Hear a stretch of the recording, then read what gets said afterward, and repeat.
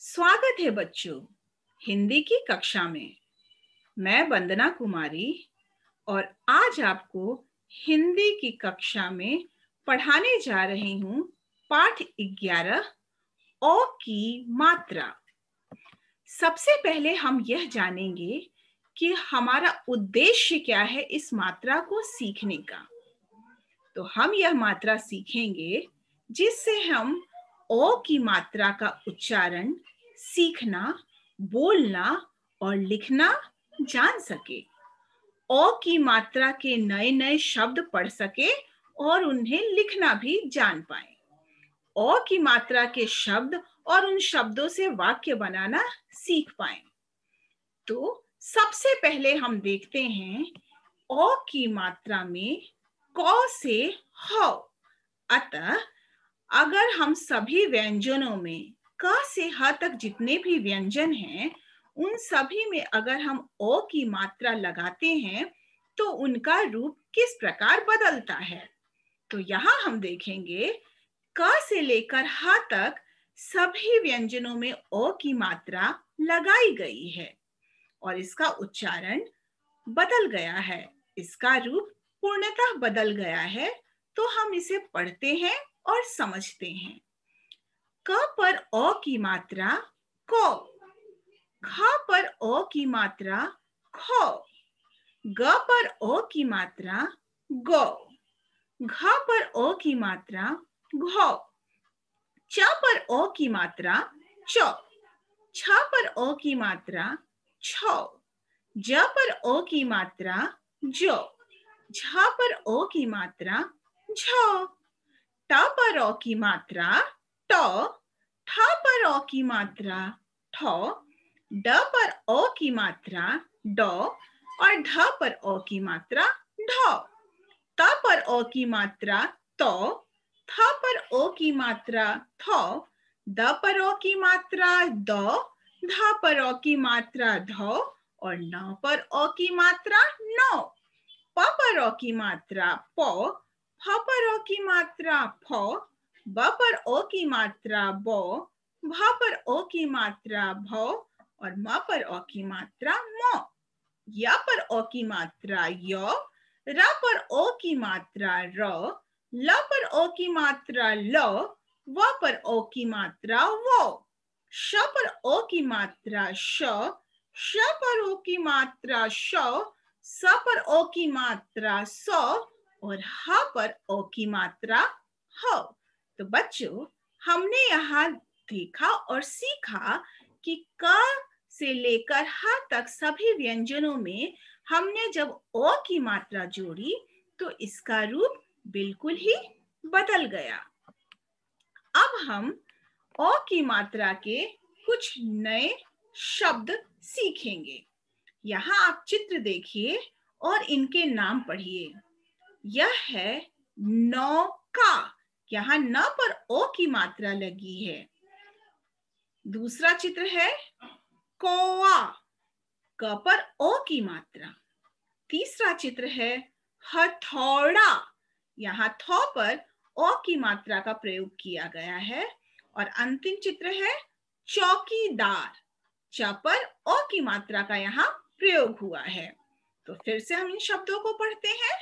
नौका, कौआ, हथौड़ा, चौकीदार। आइए अ की मात्रा के कुछ और शब्द पढ़ते हैं और समझने की कोशिश करते हैं।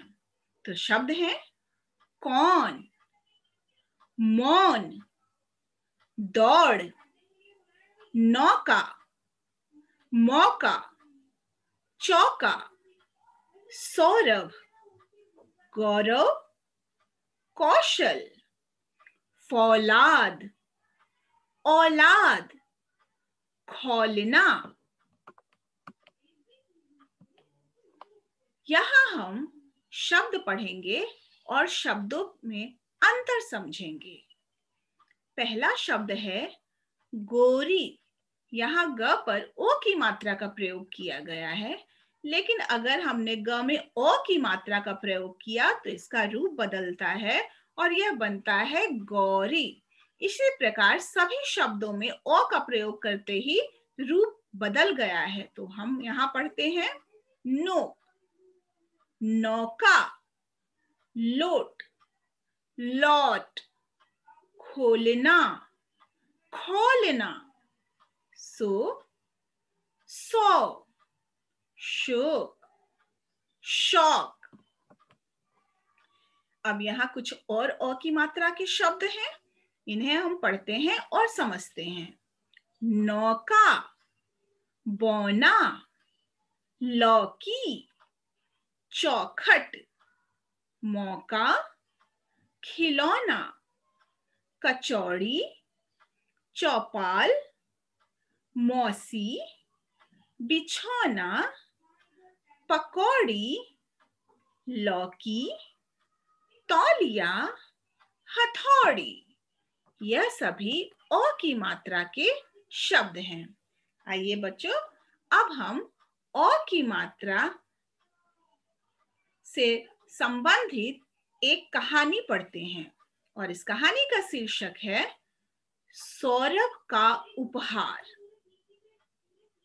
यहाँ हम एक कहानी पढ़ने जा रहे हैं जिसमें सौरभ का जन्मदिन मनाया जा रहा है और उसे कई उपहार मिले हैं।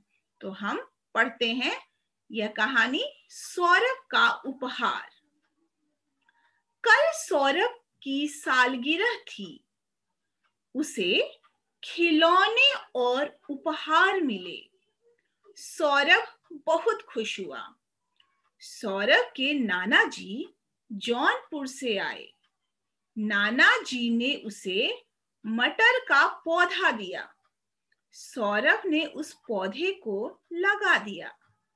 अब वह रोज शौक से पौधे को पानी देता, उसकी देखभाल करता। धीरे धीरे सूरज की रोशनी और पानी से पौधा बड़ा होने लगा। उस पर छोटी छोटी हरी हरी मटर दिखाई देने लगी। उस पौधे पर बहुत मटर लगी, हरी हरी मटर। अब बच्चों, इसी कहानी के बाद यहाँ हम अभ्यास करेंगे। यहाँ प्रश्नों के कई उत्तर दिए गए हैं। आपको सही उत्तर पर सही का निशान लगाना है। तो पहला प्रश्न है, नाना जी कहाँ से आए? उत्तर है जौनपुर। दूसरा प्रश्न है, नाना जी ने सौरभ को किसका पौधा दिया? उत्तर मटर। तीसरा प्रश्न है, किसकी रोशनी से पौधा बड़ा हुआ? उत्तर है सूरज। यहाँ चित्र के सही नाम पर आपको सही का निशान लगाना है। आपको इन चित्रों को देखना है और दिए गए शब्द पढ़ने हैं और बताना है कौन सा शब्द सही है। सबसे पहले यह एक पौधा है, यहाँ पौधे पर सही का निशान लगा है। यह दूसरा चित्र है कौवा, तीसरा चित्र है तौलिया और यह चौथा चित्र है खिलौना। तो हमें इन शब्दों पर सही का निशान लगाना है। इसके बाद हमें शब्द बनाने हैं। यहाँ हम ओ की मात्रा के साथ दूसरे वर्ण को जोड़ेंगे और नए शब्द बनाएंगे। यहाँ लौ के साथ हमने की जोड़ा तो बना लौकी। इसी प्रकार अगर हम चौ के साथ की जोड़ते हैं तो बनता है चौकी। यहाँ नौ के साथ हमने का जोड़ा तो बना नौका और मौ के साथ का जोड़ा तो बना मौका। इसी प्रकार खिलौ के साथ ना जोड़ा तो खिलौना और बिछौ के साथ हमने ना जोड़ा तो बना बिछौना। बच्चों, यह अभ्यास कार्य है। यहाँ आपको पेंसिल के पीछे वाले भाग को रंग में डुबोकर इस चित्र को पूरी तरह से रंगना है। यहाँ बच्चों आप देखो, एक पौधे का चित्र है जिसे सूरज की रोशनी और पानी दिया जा रहा है, जिससे यह पौधा बड़ा हो रहा है। और इस पौधा किसका है? मटर का। और जब यह बड़ा हो रहा है तो इस पौधे में मटर लग गए हैं। तो आपको यह बताना है कि इन 3 चित्रों में सबसे पहले कौन सा चित्र होगा। यानी आपको यहाँ पर इन चित्रों के बारे में लिखना है कि पहले क्या हुआ, कौन सा पहले स्थान पर होगा, कौन सा दूसरे और कौन सा तीसरे स्थान पर। तो यहाँ देखिए, यह चित्र पहले स्थान पर होगा क्योंकि यहाँ पौधा बहुत छोटा है। दूसरे स्थान पर यह पौधा होगा क्योंकि अभी इसमें हरी मटर नहीं लगी है। यहाँ आप देखोगे पौधे को सूरज की रोशनी की जरूरत है और पानी की भी जरूरत है। तीसरी जगह यह पौधा तीसरे स्थान पर आएगा क्योंकि यहाँ पौधा पूरी तरह से विकसित हो गया है और इसमें हरी मटर भी लगाई हैं। आइए बच्चों, हम अ की मात्रा से एक और कविता पढ़ते हैं। चलिए, इस कविता का शीर्षक है खिलौने वाला। खिलौने वाला आया है, ढेर खिलौने लाया है। ले लो बाबूजी ये खिलौने, बेचने आया औने पौने। बड़े शौक से तोता लाया, चाबी वाला जोकर लाया। गाय हाथी लोया घोड़ा, सेठ सेठानी का है जोड़ा। देख खिलौने शोर मचाते, सौरव गौरव दौड़े आते। गौरी नेली मोटर गाड़ी, सर सर सर सर चलने वाली। अब बच्चों हम सीखेंगे जोड़िए व लिखिए। यहाँ हम देखेंगे किस तरह से वर्ण में अ की मात्रा जोड़कर हम नए शब्द बना सकते हैं। क में हमने यहाँ अ की मात्रा लगाई तो इसका रूप बदल के बनता है यह को, और जब हमने क के साथ न जोड़ा तो बनेगा कौन। इसी प्रकार द में हमने अ की मात्रा लगाई तो यह बनता है दो, और दो के साथ अगर हमने र की मात्रा लगाई तो यह बनता है दौड़। तो बच्चों, इस प्रकार से आप कई तरह के शब्द बना सकते हो और उसे अपनी पुस्तिका में लिख सकते हो। यहाँ अ की मात्रा के कुछ और शब्द हैं जिन्हें हम फिर से पढ़ते हैं। नौका, शौक, मौका, गौरी, जौनपुर, हथौड़ा, गौरव, लौकी। इसे आप पढ़ सकते हैं और पढ़ने के बाद अपनी पुस्तिका में लिखने का प्रयास कर सकते हैं। अब हम यहाँ सीखेंगे अ की मात्रा के शब्द से वाक्य कैसे बनाते हैं। तो पहला शब्द है नौका। वाक्य है सौरभ नौका में बैठ। दूसरा शब्द है खिलौने। वाक्य है अर्णव खिलौने ला। तीसरा शब्द है पौधा। हमने एक पौधा लगाया। इसके बाद आज हम सीखेंगे पक्षियों के नाम।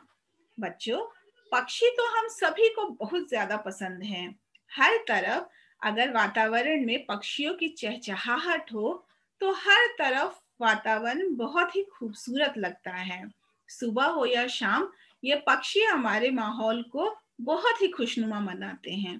तो आज हम सीखेंगे कि पक्षियों के नाम हिंदी में क्या होते हैं और कौन कौन से पक्षी होते हैं। तो आज हम यहाँ सीखने वाले हैं पक्षियों के नाम। पहला पक्षी है पपीहा। दूसरा मैना। तीसरा बतख। चौथा तोता। पांचवा कोयल।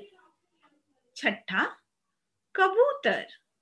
सातवां मुर्गी और आठवां मोर। तो बच्चों, हमने आज अ की मात्रा लिखना, बोलना, उसका उच्चारण करना और उनसे शब्द वाक्य बनाना और साथ ही शब्दों से वाक्य बनाना सीखा।